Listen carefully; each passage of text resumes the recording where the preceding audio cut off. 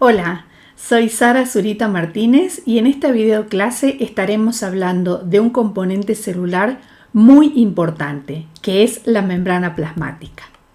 La membrana celular o membrana plasmática es la estructura que ayuda a controlar el paso de materiales entre la célula y su ambiente. Impide que algunas sustancias como proteínas o lípidos entren a la célula, pero permite el paso de azúcares simples, oxígeno, agua, dióxido de carbono, y por esta razón decimos que la membrana es selectivamente permeable. Este es un concepto muy importante. La estructura puede tener un espesor de entre 7,5 y 10 nanómetros.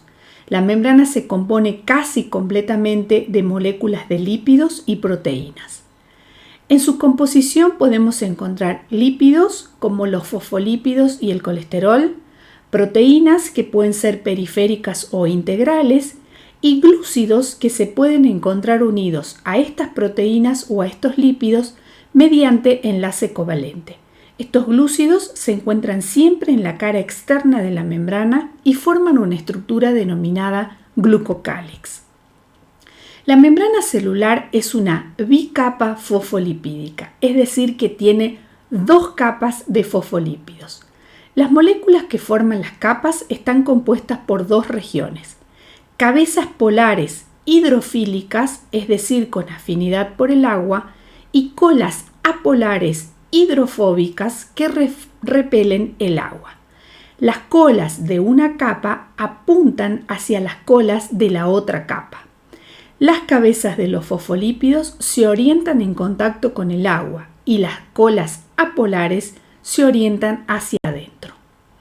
Entre las capas de lípidos hay varias proteínas. Algunas de estas proteínas hacen contacto solo con el ambiente externo o solo con el ambiente interno de la célula, mientras que hay otras proteínas que penetran totalmente a través de la membrana y se las denomina proteína transmembrana.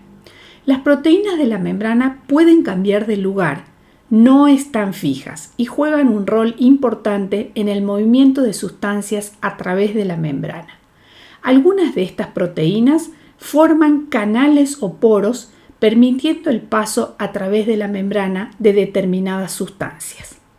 Acá en esta imagen vemos una foto, un esquema de la composición de la membrana plasmática. Vemos fosfolípidos, bien, con sus cabezas polares de color amarillo y sus colas apolares. Vemos aminoácidos formando proteínas y vemos hidratos de carbono. La membrana tiene una cara extracelular que orienta las cabezas de los fosfolípidos hacia afuera y una cara citoplasmática que orienta la cabeza de los fosfolípidos hacia el espacio citoplasmático, mientras que las colas se encuentran siempre del lado de adentro. Además podemos ver proteínas de transmembrana con pasos simples, por ejemplo esta o esta otra, o proteínas de transmembrana de múltiples pasos. A su vez, también podemos ver proteínas periféricas, en este caso, que se encuentran del lado de afuera. A su vez, tanto las proteínas como los lípidos pueden encontrarse asociados a glúcidos o hidratos de carbono. Cuando una proteína se asocia con un glúcido, tenemos una nueva estructura denominada glucoproteína, mientras que cuando el hidrato de carbono o glúcido se une a un lípido, tenemos una estructura denominada glucolípido. Bien, todas las membranas contienen proteínas y lípidos en proporciones que dependen de la membrana que se trate. La mielina, por ejemplo, que aísla las fibras nerviosas, contiene 76% de lípidos y 18% de proteínas. La membrana interna de las mitocondrias, que realiza muchas actividades, contiene 76% de proteínas y 24% de lípidos. La membrana plasmática de los glóbulos rojos de los humanos contienen 44,5% de proteínas y 43,5% de lípidos.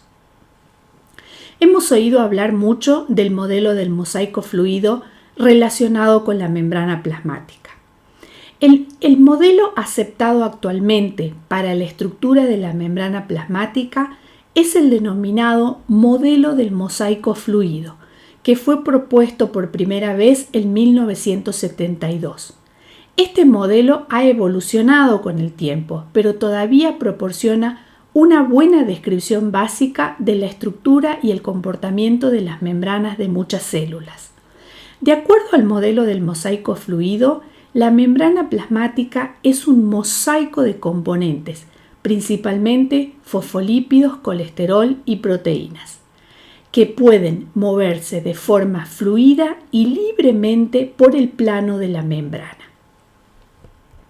Vemos acá nuevamente una estructura y vemos distintos componentes por los cuales decimos que la membrana plasmática es un mosaico. Decimos que es fluido porque estas estructuras pueden moverse en el plano de la membrana. Entre 1930 y 1940, Daniele y Dawson estudiaron las bicapas lipídicas sobre superficies acuosas y encontraron que se organizaban espontáneamente formando gotas, como ustedes pueden ver que el aceite forma gotas en el agua. Las cabezas polares apuntan hacia afuera, mientras que las colas apolares apuntan siempre hacia adentro. La tensión superficial de las gotas era mayor que la de las células, pero la misma disminuía si se agregaban proteínas y en este caso las membranas se achataban. Este fenómeno está dado por un elemento muy importante que se encuentra en las membranas, que son los fosfolípidos. Los fosfolípidos dispuestos en una bicapa forman la estructura básica de la membrana plasmática y son adecuados para esta función porque son anfipáticos, es decir, que tienen regiones hidrofílicas y regiones hidrofóbicas. La región hidrofílica, es decir, aquella que ama el agua o tiene afinidad por el agua, es la cabeza del fosfolípido.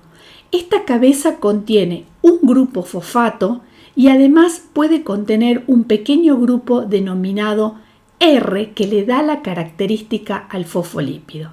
Las cabezas hidrofílicas se orientan siempre en contacto con el agua.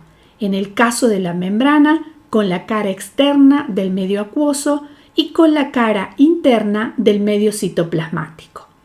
Las colas hidrofóbicas, es decir, aquellas que no pueden estar en contacto con el agua, son largas colas de ácidos grasos. En este caso son dos. Bien, hay una cola de ácido graso saturado y otra cola de ácido graso insaturado. Estas colas siempre se orientan hacia adentro. Vemos también que los fosfolípidos pueden tener una movilidad dentro de la membrana. Por un lado pueden rotar sobre sí mismos, por el otro lado pueden flexionarse, puede haber una difusión lateral o puede haber un movimiento denominado flip-flop.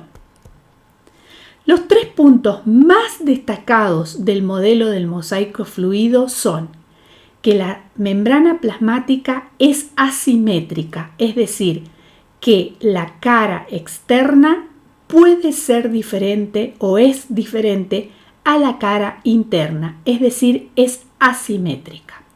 La membrana plasmática es semipermeable. Esto significa que no permite el paso de cualquier sustancia, sino que lo hace de forma selectiva.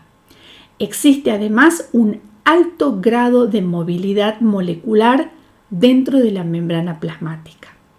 La fluidez, es decir, este movimiento de la membrana plasmática, va a depender de la temperatura, del tipo de ácidos grasos y de la cantidad o proporción de colesterol que presente una membrana. La bicapa lipídica le da a la membrana características de fluido. A temperaturas bajas, la bicapa se encuentra en un estado de gel, con los líquidos muy empaquetados, y a temperaturas más altas, la bicapa es más fluida, lo que permite que las moléculas se desplacen, es decir, difundan y roten. Las funciones de la membrana plasmática son Actúa como barrera selectiva. Produce y controla gradientes electroquímicos de un lado y del otro de la membrana, es decir, con distintas cargas. Permite la transmisión de la información. Tiene además propiedades inmunológicas. También participa en el control y en el desarrollo de la división celular. Vemos además que la membrana plasmática puede tener diferenciaciones. No siempre es esa estructura lisa que recubre una membrana. En este caso podemos ver en células el desarrollo de vellosidades o podemos ver la unión entre dos células con una estructura denominada desmosoma. Bien, si tienen alguna pregunta pueden dejarla acá abajo. Espero que esta clase les haya gustado mucho. Muchas gracias.